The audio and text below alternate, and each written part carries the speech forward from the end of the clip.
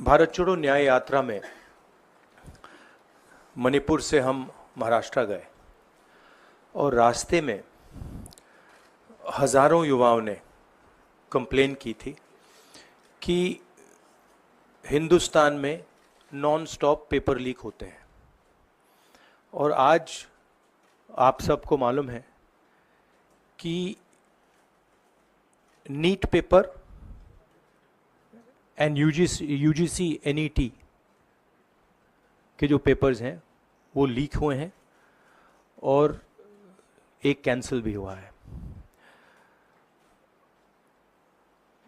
कहा जा रहा था कि नरेंद्र मोदी जी ने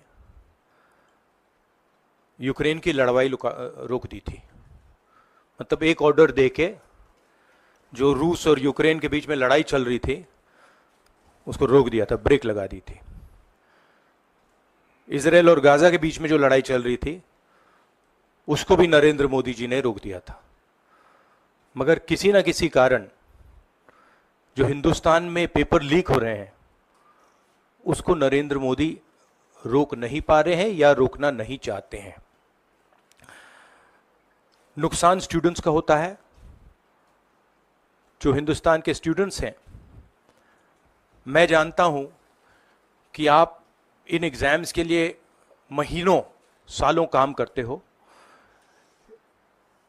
ये आपका फ्यूचर है और आपके फ्यूचर से खिलवाड़ किया जा रहा है।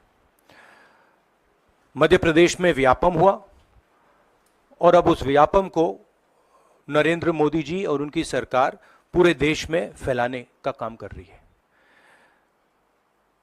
मैं इंस्टीट्यूशनल कैप्चर की बात करता हूं, मीडिया की बात करी, अलग अलग हिंदुस्तान के जो संस्थाएं हैं उनकी बात की।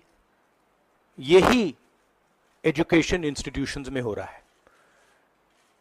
पेपर लीक का कारण है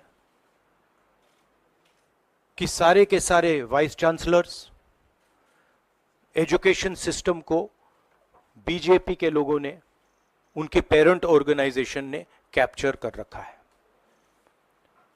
जब तक ये कैप्चर रिवर्स नहीं किया जाएगा तब तक पेपर लीक चलता जाएगा।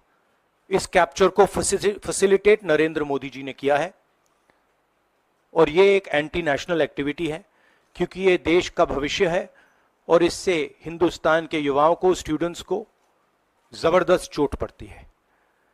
इंक्वायरी चल रही है, एक को आपने कैंसिल कर दिया है, अब पता नहीं दूसरे को कैंसिल किया जाएगा या नहीं किया जाएगा। बट कोई ना कोई तो इसके लिए जिम्मेदार है और उनको एकदम पकड़ा जाना चाहिए और उन पे एक्शन लिया जाना चाहिए।